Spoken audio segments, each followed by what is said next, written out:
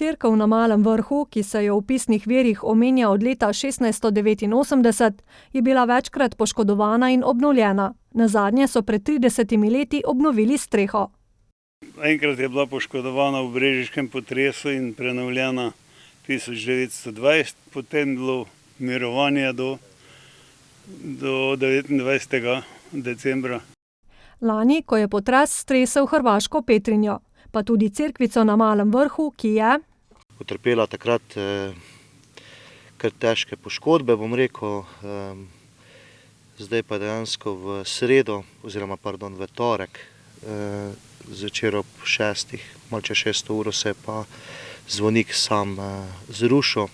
Deli zvonika so prileteli tudi do 2 vikendov v neposredni bližini cerkve, v katerih pa na srečo takrat ljudi ni bilo. Domačini so sicer na cerkev zelo navezani. 3-krat na leto smo se srečali tu pri maši, pa blagoslov jedi je bil vsako leto tu in zdaj tega ni nič več.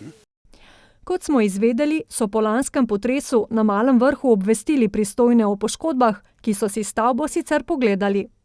Bila je ekipa, ki bi naj uredila statiko, oziroma ne samo statiko, da bi vsaj povedali, dali navodila, na kak način podpreti cerkev, da ne bi prišlo do porušenja.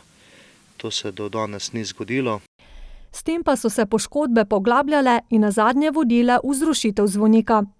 Naprej pa je treba to nekako sanirati, ker tu so ogroženi tile vikendi, pa seveda cerkev sama, da se še bo kaj naprej podirala, ker tu ni rečeno, da to ni mogoče. V vsakem potresu se lahko to zgodi, sploh recimo edino ta prvi del se zdi, da je bolj varen, kjer je oltar glavni.